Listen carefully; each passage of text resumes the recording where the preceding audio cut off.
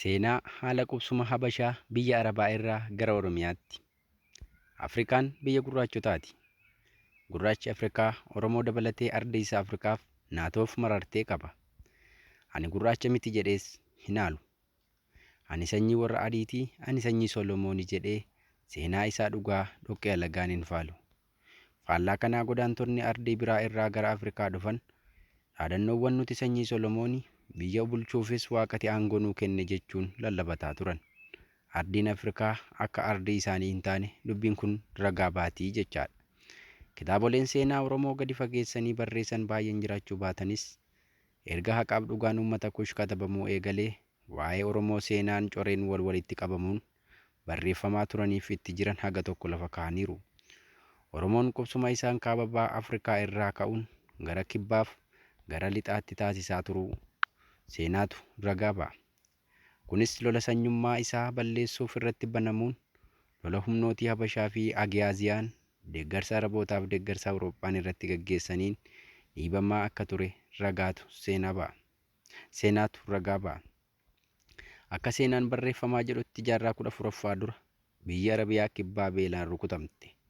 Wayita kanatti biyyi Kushootaa Oromoota jireenya qananii qabu beela Arabiyaa kibbaa rukute baqa ummati Arabaa biyya Kushiitti godaanuu jalqaban.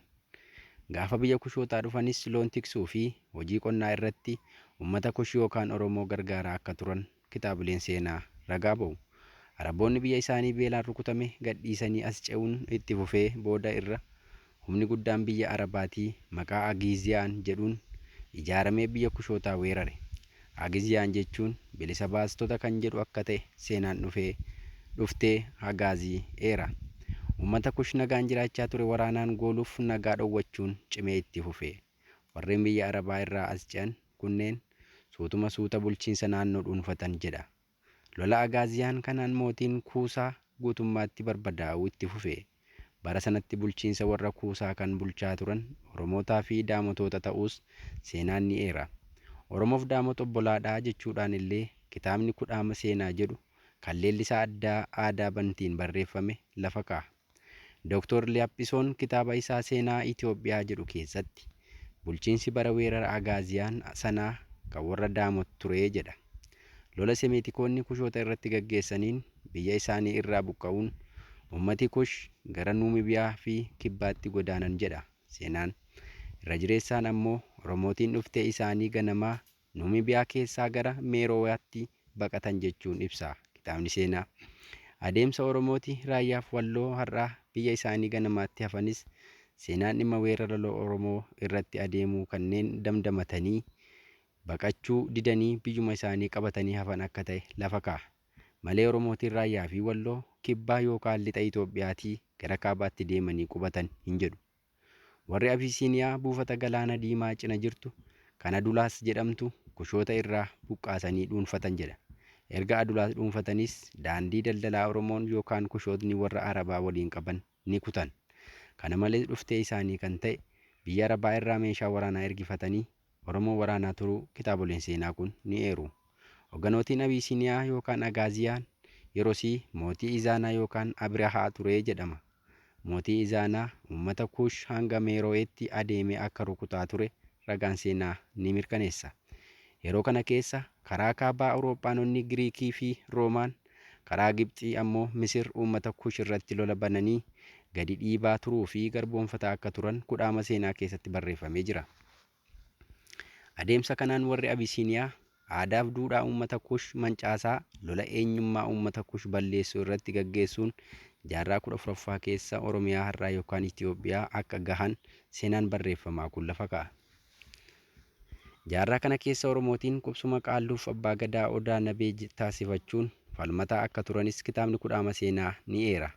Poorchugaalonni Abisiiniyaa gargaaruuf yeroo jalqabaaf bara 1533 yookaan bara 1541 adoolessa 15 hanga 25 Mitsu'aa irraa gara Dubraawaatti socho'an jedha. Kunis humnootiin Abisiiniyaa yookaan Habashootiin amantaa dhuftee isaanii biyya Arabaa san dhiisanii waan amantaa kiristaanaa leellisuu irratti xiyyeeffataniif gargaarsi meeshaa waraanaa biyyi Arabaa gootuuf irraa cituu irraa kan ka'edha. Erga Arabootiin meeshaa waraanaa sababa amantaaf gargaaruu dhiisanii Habashootiin biyya Awurooppaa irraa gargaarsa meeshaa waraanaa kadhatanii Oromoof saboota Kush irratti lola adeemsisan cimsanii itti fufan jedhu qorattoonni seenaa. Oromootiin hanga jaarraa 18ffaatti sirna gadaan wal gaggeessaa bilisummaa isaan jiraata akka ture himama. Haa ta'u malee humni Awurooppaa akkuma Habashoota cimsaa dhufeen lolli gurguddaan Oromoo irratti Habashaan deemuu itti fufa. Teediroos gargaarsa meeshaa waraanaa biyyoota Awurooppaa irraa argateen Oromoo Gondor, Walloo fi Raayyaa keessaa irratti duula duguuggaa sanyii raawwateera. Teediroos ilmaan Oromoo kitilaan lakkaa'aman mana hidhaa keessatti qalee fixeera. Gochaawwan suukanneessaa uummata keenya Oromoo irratti raawwate hanga ammaa sabni keenya Oromoon qulqulfataa jiraanna.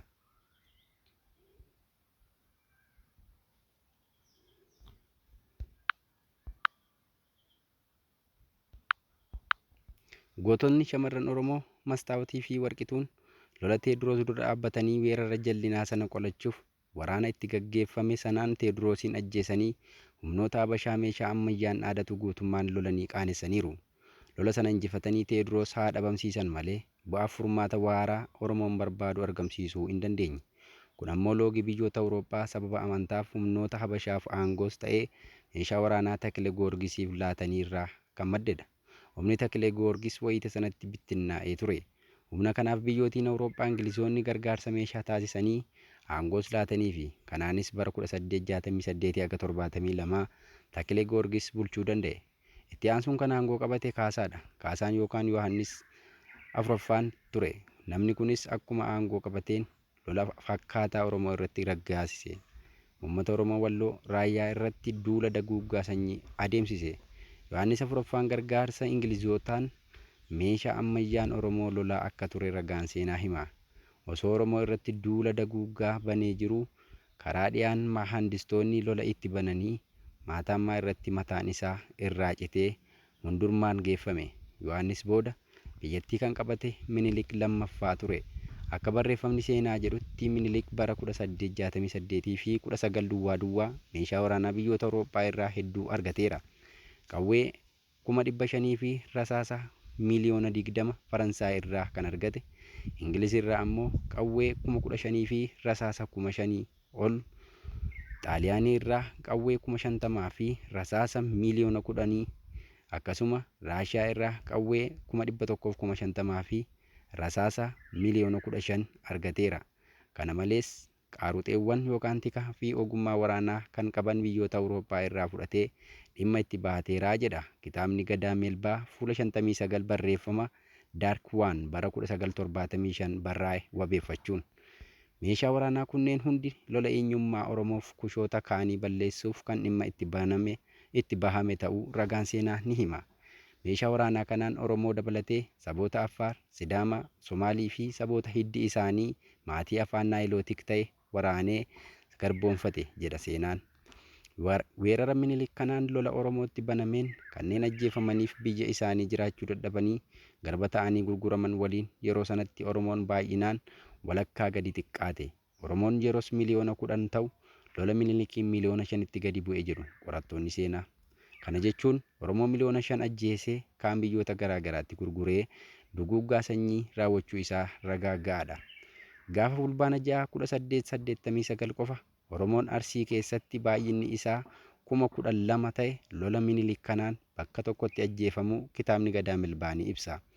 Namichi Bultaavich jedhamu qondaalli waraanaa Raashaa Minilik gargaaruuf dhufe waan ija isaan arge kitaaba isaa From Intonto to the River Barrow jedhu kan bara 1897 barreeffame With the Armies of Minilik II or 1900 jedhu keessatti barreesseera.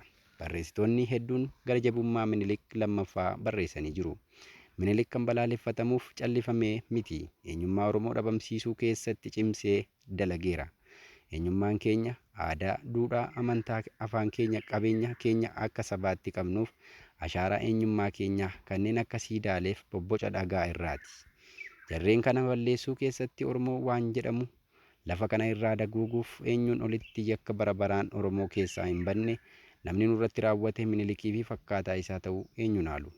Faallaa kana Habashootiin ammoo lola sana akka waan gaariif godhame akka biyya ijaaruuf godhameetti akeekanii katabaa turan.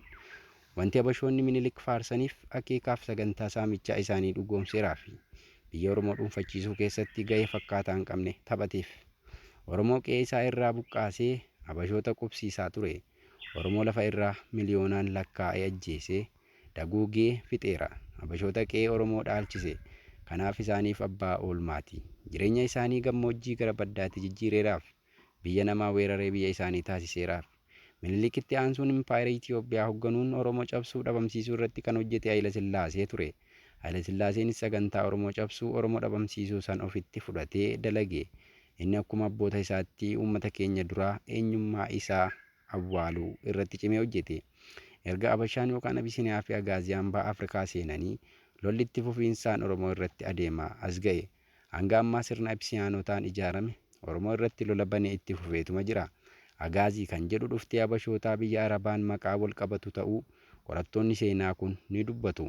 Agaaziyaan maqaa agartuun jalqabaa beela baqaaf Arabiyaa irraa gara biyya Kush dhufee ittiin wal ijaaree Oromoo irratti lola labse ta'uu kitaabni kudhaama seenaa caqaseera. Loltoonni waggaa 2 dura qabamanii hanga ammaa biyyattii keessatti waraana mootummaa EPRDF ta'anii Agaazii jedhamuun dhiyeenya kana immoo maqaa Makalaakiyaa jedhuun moggaafaman dhuftee Abashaaf Agaazota kanaan wal qabatu. Agaaziin hangaarraa Oromoo ajjeesaa jireenya isaa mancaasaa ture. Amma maqaa Makalaakiyaan itti darbeera. Sirni har'a Oromoo lolaa jiru sirna Abisiniyaati. Sirni Abisiniyaa sagantaa Oromoo balleessuu, Oromiyaa dhabamsiisuu baafatee hanga har'aa dhaalmaan waraanaa nu weeraraa as ga'eera. Sirna kana hundeen burkuteessuun nagaan Oromoo ni argama. Egaan dhaggeeffattoota Finfinnee Maltiimiidiyaa sagantaa kana kan isin biraan ga'e Anaagaa Jimaan ture. Qophii wal fakkaatuun hanga walitti deebinutti nagaan nuuf turaa jecha. YouTube keenya subscribe fi like fi share gochuu hin dagatinaa isiniin jedha.